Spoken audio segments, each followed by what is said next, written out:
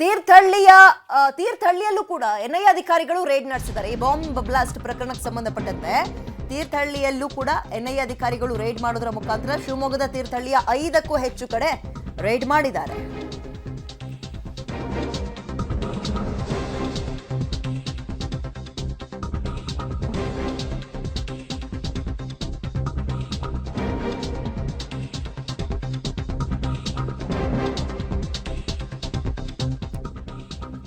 ತೀರ್ಥಹಳ್ಳಿಯ 5ಕ್ಕೂ ಹೆಚ್ಚು ಕಡೆ ರೇಡ್ ಮಾಡೋದ್ರ ಮುಖಾಂತರ ಈ ಸೊಪ್ಪುಗುಡ್ಡೆ, ಇಂದಿರಾನಗರ, ಬೆಟ್ಟಮಕ್ಕಿಯಲ್ಲಿ ಎನ್ಐಎ ರೇಡ್ ಮಾಡಿದ್ದು ಕೆಲವು ಶಂಕಿತರ ಮನೆಯ ಮೇಲೆ ದಾಳಿ ನಡೆಸಿ ಮಾಹಿತಿಯನ್ನ ಕಲೆ ಹಾಕ್ತಿದ್ದಾರೆ. ಸ್ಫೋಟ ಪ್ರಕರಣಕ್ಕೆ ಸಂಬಂಧಪಟ್ಟಂತೆ ಈ ಪ್ರಕರಣದಲ್ಲಿ ಕೆಲವರನ್ನ ವಶಕ್ಕೆ ಪಡೆಯುವಂತಹ ಸಾಧ್ಯತೆ ಕೂಡ ಇದೆ.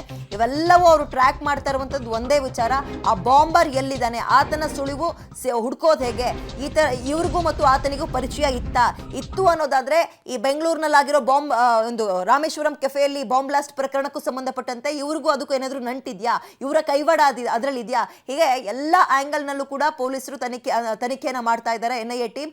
ಅದರಲ್ಲೂ ರೇಡ್ ಮಾಡೋದ್ರ ಮುಖಾಂತರ ಅನುಮಾನ ಯಾರ್ಯಾರ ಮೇಲೆ ಬರ್ತಾ ಇದೆ ಅಂಥವ್ರುಗಳ, ಆಮೇಲೆ ಯಾರ ಮೇಲಾದ್ರೂ ಇಲ್ಲಿ ತನಕ ಇಂತಹ ಪ್ರಕರಣಗಳು ದಾಖಲಾಗಿತ್ತಾ, ಆರೋಪಗಳು ಬಂದಿತ್ತಾ, ಇವೆಲ್ಲವನ್ನ ಗಮನಿಸ್ತಾ ಇದ್ದಾರೆ. ಹೆಚ್ಚಿನ ಡೀಟೇಲ್ಸ್ ನಮ್ಮ ಪ್ರತಿನಿಧಿ ಶಶಿಧರ್ ನೀಡ್ತಾರೆ. ಶಶಿಧರ್, ಇದೀಗ ಬೆಂಗಳೂರಿನ ರಾಮೇಶ್ವರಂ ಕೆಫೆಯಲ್ಲಿ ಬಾಂಬ್ ಬ್ಲಾಸ್ಟ್ ಪ್ರಕರಣಕ್ಕೆ ಸಂಬಂಧಪಟ್ಟಂತೆ ತೀರ್ಥಹಳ್ಳಿಯಲ್ಲಿ ರೈಡ್ ಮಾಡಿದ್ದಾರೆ ಎನ್ಐಎ ಅಧಿಕಾರಿಗಳು. ಯಾರ ಮೇಲೆ ಅನುಮಾನ, ಎಷ್ಟು ಜನರ ಮೇಲೆ ಅನುಮಾನ, ಏನಂತ ಅನುಮಾನ, ರೇಡ್ ಯಾವಾಗಾಯ್ತು, ಅಪ್ಡೇಟ್ ಏನು ಸಿಗ್ತಾ ಇದೆ ಸದ್ಯಕ್ಕೆ?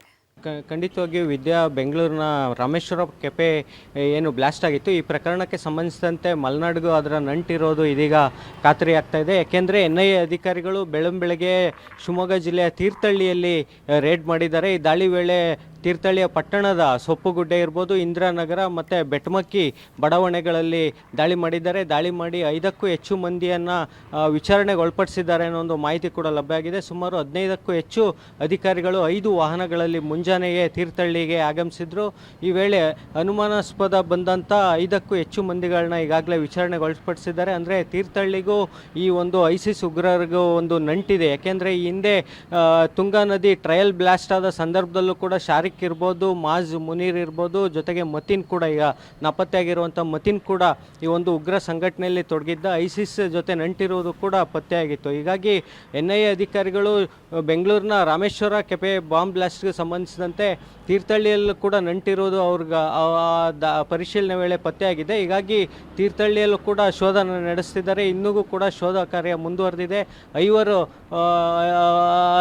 5 ಮಂದಿ ಈ ಒಂದು ಸಂಘಟನೆಯಲ್ಲಿ ತೊಡಗಿರೋ ಬಗ್ಗೆ ಅಥವಾ ಈ ಬ್ಲಾಸ್ಟಲ್ಲಿ ಸಹಕರಿಸೋರ ಬಗ್ಗೆ ಶಂಕೆ ಇದೆ. ಹೀಗಾಗಿ ಅಲ್ಲೂ ಕೂಡ ವಿಚಾರಣೆ ಮಾಡ್ತಿದ್ದಾರೆ. ಜೊತೆಗೆ ಪೊಲೀಸ್ ಮೂಲಗಳ ಪ್ರಕಾರ ಏನು ಈ ಒಂದು ಶಂಕಿತರಿದ್ದಾರೆ, 5 ಜನ ಕಳೆದ ಹಲವು ತಿಂಗಳುಗಳಿಂದ ಮಿಸ್ಸಿಂಗ್ ಕೂಡ ಆಗಿದ್ರು ಅನ್ನೋ ಒಂದು ಮಾಹಿತಿ ಕೂಡ ಲಭ್ಯ ಆಗಿದೆ. ಅಂದರೆ ಪೊಲೀಸ್ ಇಲಾಖೆ ಮಾಹಿತಿಯನ್ನು ಎನ್ಐಎ ಅವರಿಗೆ ಕೊಟ್ಟಿದ್ರು. ಅಂದರೆ ಈ ಒಂದು 5-6 ಜನ ಅನುಮಾನಾಸ್ಪದ ಇರುವಂಥ 5-6 ಜನ ಕಳೆದ ಹಲವು ತಿಂಗಳಿಂದ ಮಿಸ್ ಆಗಿದ್ದಾರೆ. ಇವರದ್ದು ಕೈವಾಡ ಇರ್ಬೋದು ಅನ್ನೊಂದು ಅನುಮಾನ ವ್ಯಕ್ತಪಡಿಸಿದೆ. ಹೀಗಾಗಿ ಅವರ ನಿವಾಸಗಳ ಮೇಲೆ ಎನ್ಐಎ ಅಧಿಕಾರಿಗಳು ದಾಳಿ ನಡೆಸಿ ವಿಚಾರಣೆಗೆ ಒಳಪಡಿಸಿದ್ದಾರೆ. ವಿದ್ಯಾ, ಅಲ್ಲ ಶಶಿಧರ್, ಈಗ ಈ 5 ಜನ ಶಿವಮೊಗ್ಗಕ್ಕೆ ಸಂಬಂಧಪಟ್ಟವರು ಏನಿದ್ದಾರೆ, ಹಿಂದೆ ಲೋಕಲ್ ಸ್ಟೇಷನ್ಗಳಲ್ಲಿ ಇವ್ರ ಮೇಲೆ ಏನಾದರೂ ಆರೋಪ ಕೇಳಿ ಬಂದಿತ್ತಾ, ಅಥವಾ ಯಾವುದಾದ್ರೂ ಸಂಘಟನೆಗೆ ಸೇರಿದವರು ಅಂತ ಅನುಮಾನನ, ಏನು ಅನುಮಾನ ಬಂದಿದೆ ಎನ್ಐಎ ಅಧಿಕಾರಿಗಳಿಗೆ ಇವ್ರ ಮೇಲೆ ಅಂತ ಸದ್ಯಕ್ಕೆ? ಈ 5 ಜನ ಏನಿದ್ರೆ ಇವರು ಏನು ಉಗ್ರ ಸಂಘಟನೆಯಲ್ಲಿ ತೊಡಗಿ ಈಗಾಗಲೇ ಎನ್ಐಎ ವಶದಲ್ಲಿರುವಂಥ ಶಾರಿಕ್ ಜೊತೆಗೆ ಸಂಪರ್ಕದಲ್ಲಿದ್ದರು ಅನ್ನೋ ಒಂದು ಮಾಹಿತಿ ಕೂಡ ಲಭ್ಯ ಆಗಿದೆ.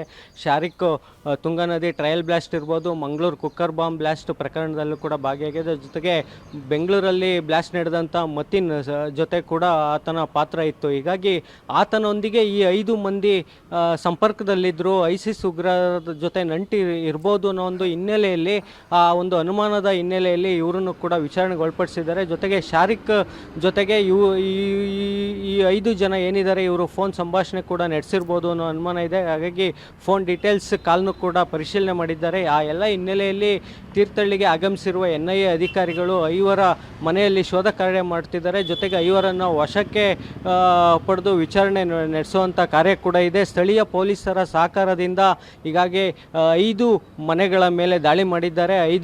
5 ಜನರ ಮಾಹಿತಿಯನ್ನು ಕೂಡ ಕಲೆ ಹಾಕ್ತಿದ್ದಾರೆ. ಇನ್ನೂ ಕೂಡ ಶೋಧ ಕಾರ್ಯ ಮುಂದುವರೆದಿದೆ. ಎನ್ಐಎ ಅಧಿಕಾರಿಗಳು ಈ ಸಂಜೆವರೆಗೆ ಆ ತೀರ್ಥಹಳ್ಳಿಯಲ್ಲಿ ಶೋಧ ಮಾಡುವ ನಿರೀಕ್ಷೆ ಇದೆ. ವಿದ್ಯಾ.